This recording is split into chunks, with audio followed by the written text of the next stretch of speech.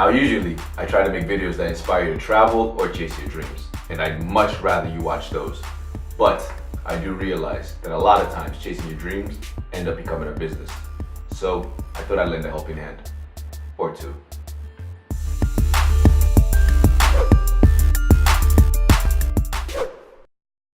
Ratios, the analysis. All right, so ratios are a big deal, especially in finance and making financial management decisions. Most of the time, what you're going to be doing is comparing a bunch of ratios. Let's see how we did this period against last period. What do we expect to do next period? What's our competition doing? It's always, well, not always, but it's mostly going to come down to a bunch of ratios. So I decided that it'd be wise, at least on my part, to make a video that helps you understand ratios and helps you, and well, in anticipation for how I'm going to start explaining a bunch of ratios, trying to make it very simple for you, I thought it'd be wise for me to at least go over a video that just breaks down the different ways of you calculating ratios, right? So the first thing I want to say about ratios, we'll take an example. So profit margin, this is a favorite of professors, all right, a favorite of business owners. It's going to be one of our favorite when we go into business together, because you realize that I like making money. So net income is money we get to put in our pocket. Sales is just money we collect from customers, right?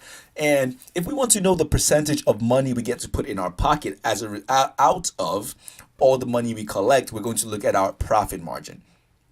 But why make a video that says the different ways we can look at ratios? Wouldn't it just be all the same thing? Well, yes, they would tell you the same story, but you'd be surprised. We say ratios a lot, but we end up looking at a lot of decimals and a lot of percentages. Quick example, right? So let's take, again, the profit margin equation. Let's just really quickly say that our company, net income. So on the income statement, we're going to look at the bottom line, which you hear a lot in movies. What's the bottom line? All right, the bottom line is going to be the amount of money we're able to put in our pocket. So we collect a bunch of money, we pay our expenses, we pay to run the show, and whatever's left over, we get to put in our pocket, right? That's the net income. Let's say our net income is $50,000, right? But how much did we actually collect? That's what I could say is going to be our top line. All right. Usually in the income statement, it would be on the very top, and sales will say it's $100,000. We're going to keep the numbers very simple. And that's something you'll find that I do a lot with the ratios, just to help us out and to help me out, especially because I can't just say, oh, well, I don't want to confuse you. No, I don't want to confuse myself. All right. I want to be able to just, kind of have this off the cuff conversation with you, so you realize that business is not so difficult. I want you to be able to clearly understand what we're talking about without stressing out, without losing a bunch of hairs if you're not bald already. Okay. And by the way, I'm actually looking forward to being bald. Weird fact about me. All right. So let's do some calculations here. 50,000 over 100,000. All right. So again, don't panic right now about what the account titles say. We're just trying to look at how to understand ratios, right? So if we simplified, we'll take out 4 zeros on top, 4 zeros on the bottom. We have to balance, and we'll say that this is 1, this is 2. So how many different ways can we have this answer? Really quickly, we can say it's 1 over 2, right? That's the fraction form. Or we can say it's 0.5. That's the decimal form. I will be focusing on the ratio form. You know why? Because it's easier for us to have a conversation about what's going on while we look at ratios. So what this is telling me is that 1 to 2 just says for every 2 sales, for every $2 I'm able to collect, we only get to put $1 in our pocket, which that's not bad. I'd live with that, because trust me, there's some companies that run off a profit margin of 10%, which is 1 to 10. So for every $10 they collect, they have to pay $9 to other people. So you're basically collecting money to give it away and then only keep $1. All right. So that's what a 1 to 10 profit margin would say. So it's easier for us to have conversations about ratios if we keep them as ratios. But in your classrooms, you're going to boil everything down, and you're probably going to have to actually write the decimal form. Oh, and at the same time, you can have the percentage form, right? So this would really be 50%. We'll have a bunch of examples really quickly in this video, just so you see what's going on. All right, and ways for you to look at it. If you have the decimal form, you may as well just finish the job off and looking at it as a percentage. So especially for profit margin, okay? people call it a ratio, but we always look at it in terms of percentage. What's the profit margin on this product? 17%. All that means, you go back to the formula, which I will help you remember. I hope, I'm crossing my fingers. I will help you remember, and you'll realize that if it's 50%, all you're saying is that my net income, the amount of money I get to put in my pocket, is 50% of all the money I collect. So let's take a look at another ratio. Let's say our current ratio, which we will go over, don't panic. Let's say this is 1 to 4. I'm just making numbers up at this point now, right? That means for every $4 that we owe, that we should pay this year, I should say, this year, we have only $1 worth of stuff that we can potentially sell and collect cash for this year. So let's look at some concrete examples here instead of just talking into air. All right, so we'll say the ratio form is what? Ratio form is 1 to 4. Just making up numbers. I want you to understand, get a feel for what's going on, all right? So numerators on top, denominators on the bottom, start getting familiar. So ratio, this is what I'm going to focus on. It's going to say 1 to 4.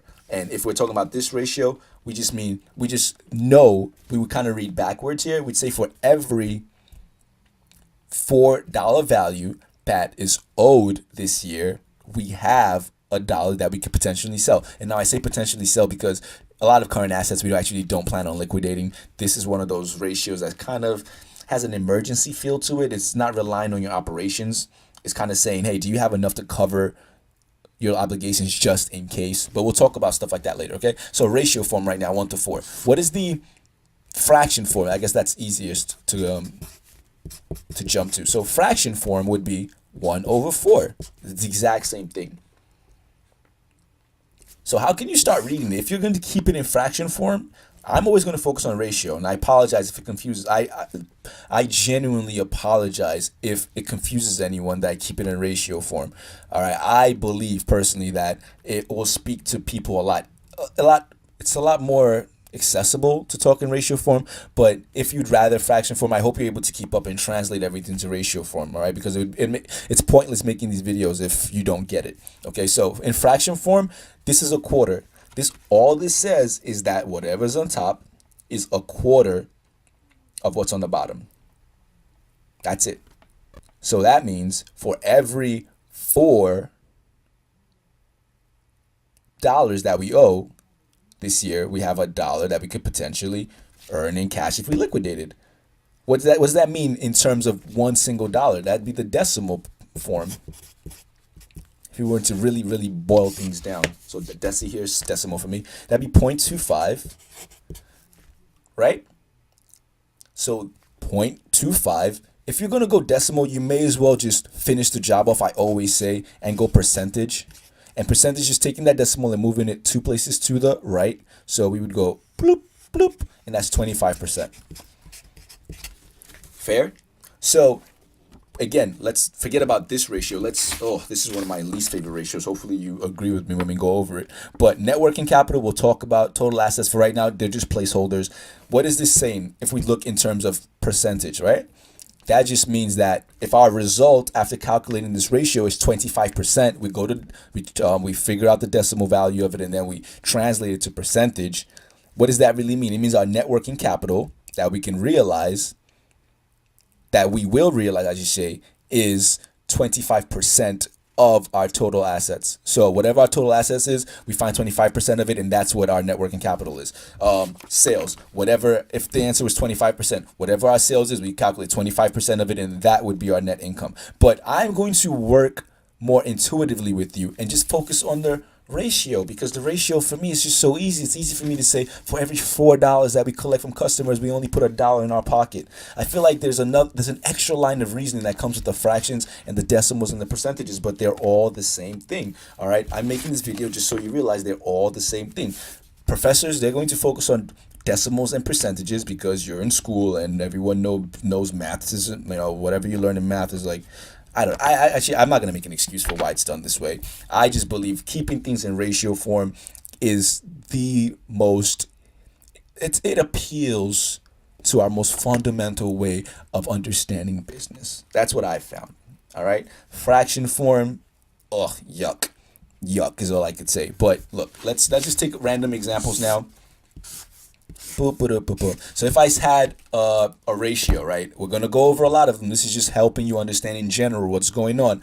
Let's say it was 2 to 27, right?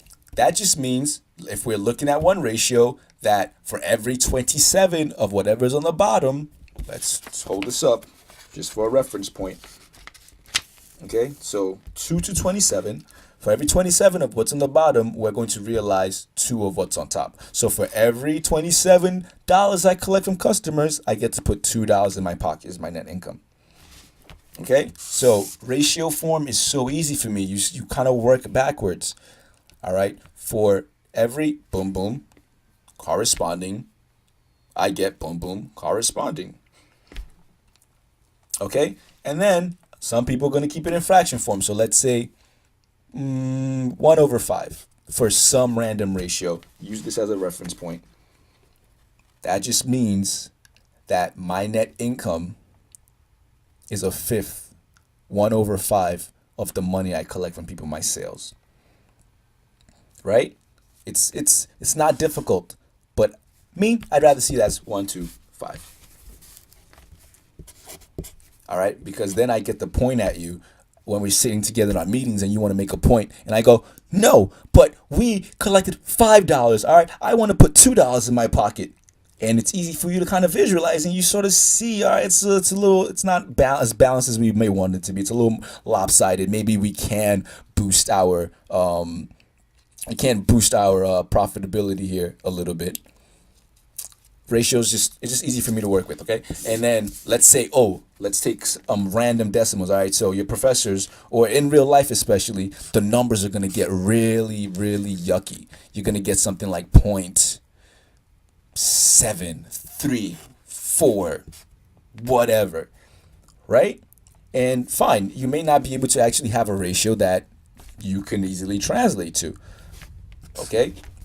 I mean, you can. I don't want to be picky about it. Actually, I'm not going to go over that. But let's say, for simplicity's sake, you're looking at 0.734. I would say take it the extra step, move 2 decimal places to the right. That's 73.4%.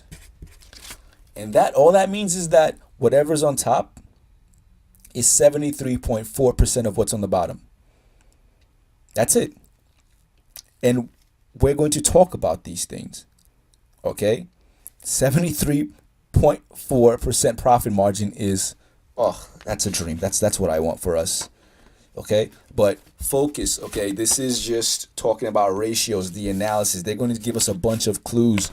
Ratios are clues. We're going to be Sherlock Holmes of our company. We're going to be looking at a bunch of financial statements, the factual story that our accountants have been able to put together. And now we have to make decisions. We have to push the company forward. And how are we going to do that? We're going to look at a bunch of ratios.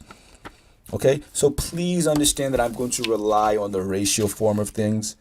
All right, numbers get messy and they look like decimal form. If they're decimals, you might as well go 2 decimals to the right and turn them into percentages so it makes more sense to you. Fraction form, look, whatever you're looking at, if it's, again, let's look at current ratio, and we have 1/7. Okay, I would rather just say 1 to 7, but if you just get a ratio, you just have to remember that your current assets, stuff that's on top in this case, is just 1/7 of what's on the bottom. That's really it. Okay, but telling ourselves a story, it's so much easier when we focus on the ratio side of things. All right, guys, please actually understand what's going on here, because if you do, then I'm going to get silly about a bunch of ratios and you're going to understand what's going on, and you're going to look back on all your textbooks and go, why did I think this was so difficult? It's not. All right, so the first step really for us is understanding how to read ratios. And I really, really do hope that a lot of you get it. All right, it's a crucial step.